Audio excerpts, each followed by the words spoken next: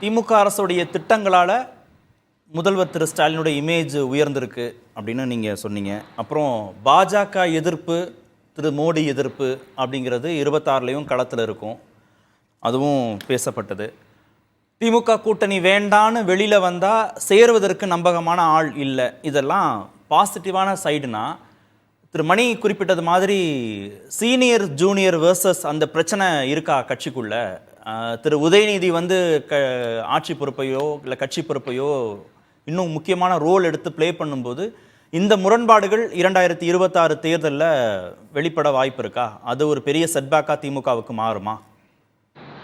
2026 தேர்தலில் அது போன்ற முரண்பாடுகள் திமுகவுக்குள்ள வர வேண்டும் என்று பலர் விரும்புகிறார்கள். அதுல ஒரு பகுதியாகத்தான் நீங்க கேட்ட கேள்வியை நான் புரிந்து கொள்கிறேன். ஆனா நலத்திட்டங்கள் ஸ்டாலினுடைய செல்வாக்கை அதிகரித்திருக்கிறது, அவர் மீண்டும் ஆட்சி அமைப்பார் அப்படின்னு சொல்வது சப்ஜெக்டிவ் அப்படின்னு மணி சொன்னார். அது என்னோட விருப்பம். நான் சொல்றேன், ஓகே அப்படியே இருக்கட்டும். ஆனா நான் உண்மை நிலையை சொல்றேன், அதான் என்னோட விருப்பம்னு சொல்றாரு. அவருடைய விருப்பத்தை உண்மை நிலை மாதிரி அவர் சொன்னதெல்லாம் அப்ஜெக்டிவ் கண்டிஷன்ஸ்லயா சொல்றாரு. இன்கம்பன்சி ஆன்டி இன்கம்பன்சி இருக்கும் அப்படின்னு சொல்றது சப்ஜெக்டிவா இல்லாம என்ன?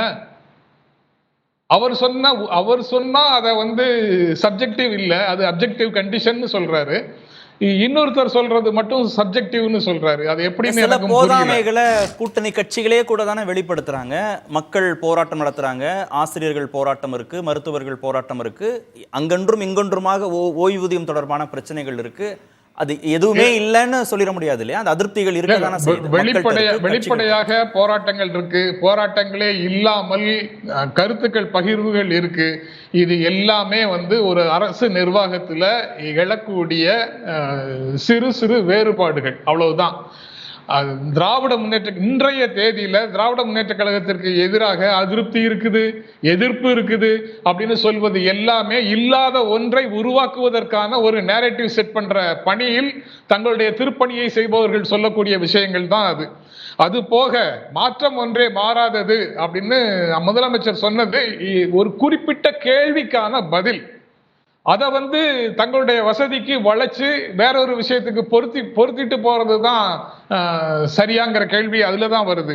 96 to 2001 நல்லா பெர்ஃபார்ம் பண்ண திமுக கவர்மெண்ட் தோற்கடிக்கப்பட்டது உண்மைதான்.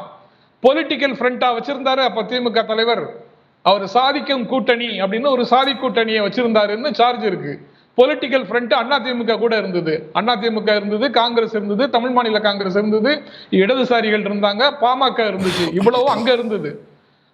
அதனால பொலிட்டிக்கல் ஃப்ரண்ட் இன்னைக்கு ஸ்டாலின் கூட தான் பொலிட்டிக்கல் ஃப்ரண்ட் இருக்கு. அதனால அதுவும் சரியான பாயிண்டாக நான் நினைக்கல. பொலிட்டிக்கல் ஃப்ரண்ட் ஃபார்ம் பண்றதுல ஏடிஎம்கேயும் கொஞ்சம் அப்படி நகரலாம்ல. ஒருவேளை சார் சொல்ற மாதிரி விஜய் ஏடிஎம்கே அலையன்ஸ்னு வந்தா அது கொஞ்சம் கூடுதல் நெருக்கடியை கொடுக்க வாய்ப்பு இருக்குன்னு கருதுகிறார். 2019, 2021, 2024 பெரிய 3 தேர்தல்கள், பொது தேர்தல்கள்ல தொடர் வெற்றியை கொடுத்திருக்குது அந்த கூட்டணி. வேறு எங்கேயும் நம்பகமான டெவலப்மெண்ட் எதுவும் இல்லாத ஒரு சூழல்ல எதற்காக திமுக கூட்டணியில் இருக்கக்கூடிய கட்சிகள் வெளியில தெருவில் நிற்கணும் அப்படின்னு ஒரு கேள்வி இயல்பாக எல்லாருக்கும் வரும். இன்னொன்னு, அது உடையுமா உடையுமா உடையுமா விரிசலான்னு பேசிட்டு இருக்கிறாங்கல்ல. இன்னைக்கு தேதியில கூட்டணி கட்சிகள் எல்லாம் என்ன சொல்லுதுங்கிறது பார்க்கவே மாட்டாங்களா?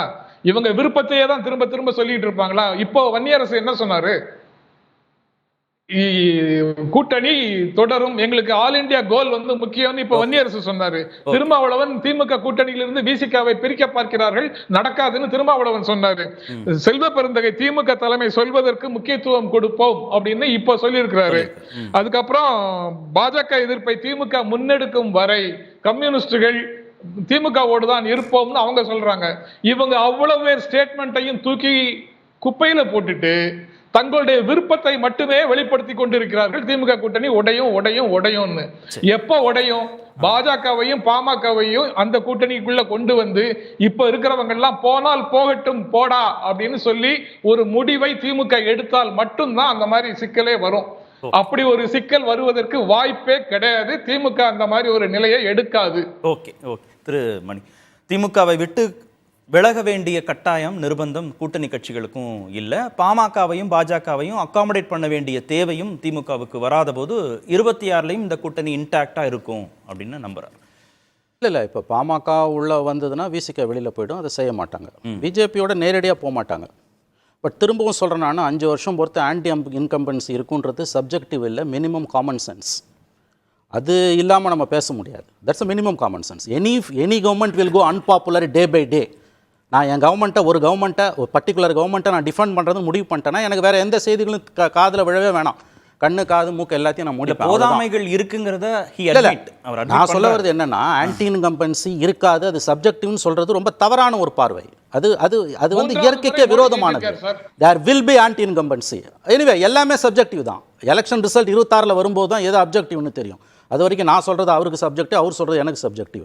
அதுல போய் பெரிய வியாக்கியானம் பண்ண வேண்டிய போதாமைகள் இருக்கு, மக்களுக்கு பிரச்சனைகள் இருக்கு. நீங்க ஒரு விஷயம் புரிஞ்சுக்கோங்க. இன்னைக்கு இந்த கவர்மெண்டோட மிகப்பெரிய பலம் ஸ்டாலினே வேண்டான்னு சொல்ற இடத்துக்கு நான் சொன்னேன். அந்த மாதிரி ஸ்டாலின் வேணான்னு மக்கள் சொல்ற லெவலுக்கு வந்துட்டாங்க நான் சொல்லலையே. இந்த கவர்மெண்டோட மிகப்பெரிய பலம் நம்ம ஏற்கனவே சார் ஒரு நிமிஷம் நான் முடிச்சிடுறேன். இந்த கவர்மெண்டோட மிகப்பெரிய பலம் Stalin is the most luckiest chief minister. அவருக்கு அப்போசிஷனே கிடையாது. மீடியா கம்ப்ளீட்லி கோடி மீடியா. என்னால் சொல்ல முடியாது. I am sorry to say this. நீங்கள் அது வந்து டெல்லி மீடியா மட்டும் சொல்லாதீங்க. எங்கள் மீடியா வந்து ரோலை ப்ளே பண்ணுச்சு, அது தனி டிபேட். ஆகவே நீங்கள் வந்து 5 வருஷம் பொறுத்த ஆன்டி இன்கம்பன்சி இருக்காதுன்னு இப்பயே வந்து நீங்கள் இன்சூரன்ஸ் கொடுக்குறதுன்றது ஐம் சாரி ரொம்ப அபத்தமான ஒரு சார்ஜ். இன்னொன்று நான் சொல்கிறேன் உங்களுக்கு வந்து இந்த எல்லாத்தையுமே நம்ம எப்போ இருந்து பேசுகிறோம், அதாவது இந்த கூட்டணி உடையணும்னு விரும்புகிறவங்க பேசல சார். அந்த கட்சி உள்ளே இருக்கவர் சொல்கிறாரு, அந்த கட்சியோட மூத்த தலைவர் எலெக்ஷன் கமிட்டி மெம்பர் சொல்கிறாரு 24ல் இருந்த கூட்டணி 26ல் இருக்காதுன்னு அவர் சொல்கிறாரு சார். அதுக்கு என்ன வியாக்கியானம்? இதற்கே நீங்கள் மற்றவர்கள் மீது பழியை போடுகிறீர்கள். ஜென்ராம் சார், அவர் இதைத்தான் சொன்னாருன்னு நான் நினைக்கல. இது என்ன சார் சௌகரியத்துக்காக ரிப்போர்ட்டர் அவர் மறுக்கல. அது ரிப்போர்ட் ஆகி சார் 12 மணி நேரம் ஆகுது, அவர் மறுக்கல சார். ஹிந்துல ரெப்யூட்டட் பேப்பர்ல வந்திருக்கு, அவர் மறுக்கல சார். சார் அது வந்து மோடிக்கும் ராகுலுக்குமான தேர்தல், இது வந்து நம்ம தேர்தல், அதனால அந்த மாதிரி இருக்காது, இது கொஞ்சம் கடினமாக இருக்கும். அது வேற சார். நேரு அப்படி சொல்லலன்னு நீங்க நம்புறீங்கன்னு சொல்றீங்கல்ல, எங்க சார் அவர் மறுத்தாரு? 12 மணி நேரம் ஆகுது நியூஸ் ரிப்போர்ட் ஆகி. இல்லனா விசிகா காங்கிரஸ் அத சொல்லுங்க, எல்லாரும் இந்த நிமிடம் வரை மறுக்கல. இல்ல அது நான் ஒத்துக்கிறேன். அது அவர் சொல்றது கரெக்ட். அவர் என்ன சொன்னாரு, நேரு அப்படி சொன்னதா நான் நம்பலன்னாரு. நீங்க எதுக்கு சார் நம்பணும்? அவர் மறுக்கல சார். பேப்பர்ல ஹிந்துல ரிப்போர்ட்டட். சார் நாடாளுமன்ற தேர்தலில் இருந்த அமைப்பு சட்டமன்ற தேர்தலில் வருமானு பார்த்தா நிச்சயமாக அது போல சுமூகமான சூழ்நிலை வராதுன்னு அவர் ஒரு ஸ்டேட்மெண்ட்டை சொல்றாரு. அது வந்து கூட்டணியிலிருந்து கட்சிகள் வெளியில போகுங்கிறத தான் அவர் சொல்றாருன்னு நீங்க இன்டர்பிரேட் பண்றீங்க. அதற்கான எந்த கந்தக பொடியும் அதுக்குள்ள இல்லைன்னு நான் சொல்றேன். அவ்வளவுதான். சரி.